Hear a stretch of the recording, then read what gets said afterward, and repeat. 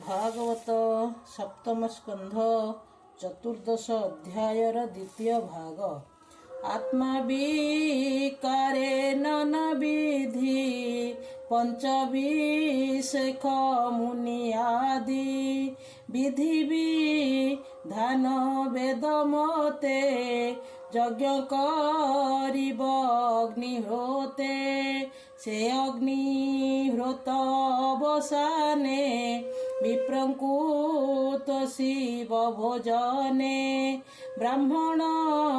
देहे थाई हरि एणु सुजने पूजा करी विप्र भोजने तो सजेते से नुहे यज्ञ कोटि मते एघेनी देवता ब्राह्मण पूजा करिब अनुक्षण एणु ब्राह्मण मुखे देई पूजा करिब भावग्राही आसीन मासे कृष्ण पक्षे पितृंकु पूजिब प्रत्यक्षे पितृपूजने श्रद्धा मने ज्ञाति बांधव सुभोजने एबे हो सुन महिपति गृहस्थ जन रहे गति बेनियायन विष्णुवरे हरसे जेबे तिपादरे अक्षय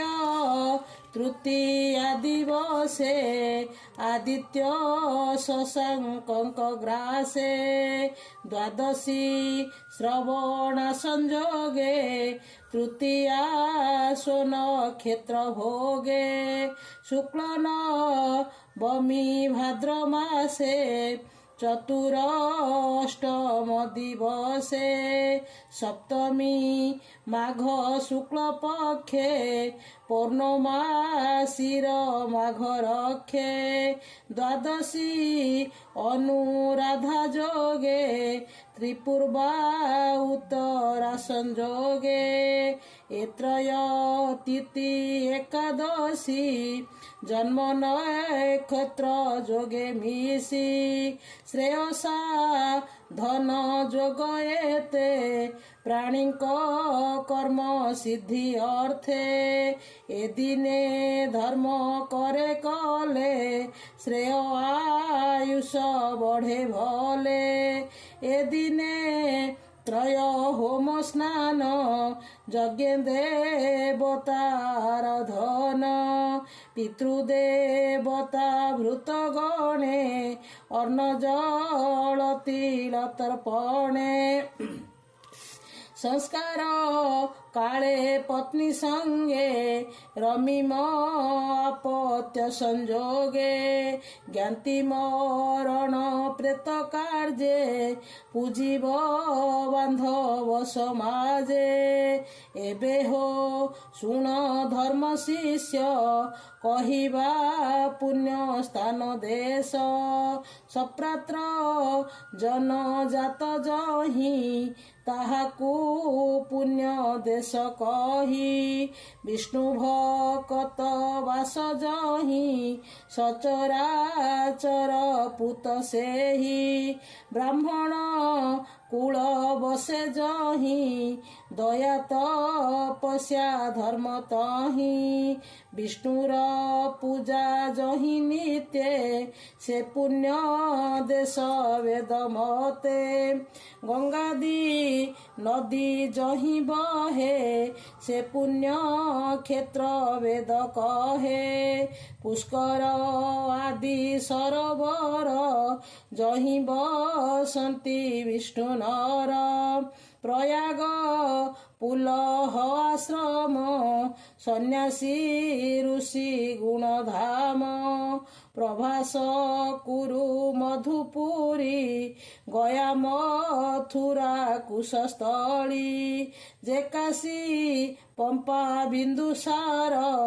कांची अवंती सुधासार ପୁଲମାନର ନାରାୟଣ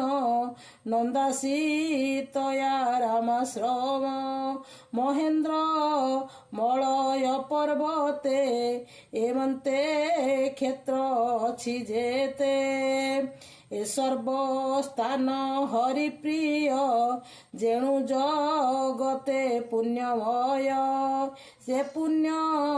ଦେଶ ତତ୍ତ୍ୱ ଭାବି ବିଷ୍ଣୁ ପ୍ରତିମ ଜହି ସେବି କୈବଲ୍ୟ ଇଚ୍ଛା ଯାର ଚିତେ ଏ ଦେଶେ ରହୁଥିବ ନିତ୍ୟେ ଏବେ କହିବା ପାତ୍ର ଯେତେ ଶୁଣ ରାଜନ ଶୁଦ୍ଧ ଚିତେ ପୁରାଣ ପୁରୁଷ ମୁରାରି ଯାର ଚରଣେ ବସୁନ୍ଧରି ସଚରା ଚର ଯାଚରଣେ ऋषि देवतादि ब्राह्मणे अग्रचरणे पूजा जार तातहु पात्र केवा पर जार शरीरे जीवनासी जल जे सने जले मिसी जे हरि सर्ववेद मूल अशेष पुण्य कर्म फल नाना प्रकारे पुर करी ता मध्ये जीव रूप धरी हृदय पद्म मध्ये सोहे अपूर्व ज्योति रूप बहे पुरुषोत्तम नाम बहे से हरि ता सदने रहे एणु पुरुषंक उत्तम जे नित्य रमे आत्माराम ए भावे संचय विचारी त्रेतया जुगे पूजा करी संस्कार आगमनी गमे पूजा करती ग्रामे ग्रामे जे पूजा मते तो सहन्ति वांछित फल नित्य देन्ति जे प्राणी परे हिंसा करे देवता पूजी से न तरे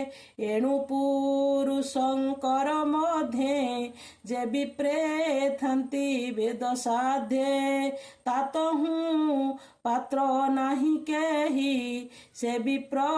नित्य विष्णु देही एणु ए ब्राह्मण चरणे त्रिलोक निस्तार कारणे ए भावे देश काल पात्र धर्मादि दीक्षा जंत्र मंत्र नारद मुनि प्रिय भावे कहिले युधिष्ठिर आगे ए भाग बत धर्मवाणी शुणी संसारु तर प्राणी सप्तम स्कंधे भागवत कहई विप्र जगन्नाथ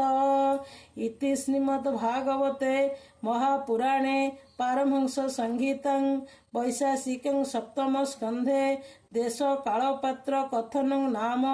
14 अध्याय।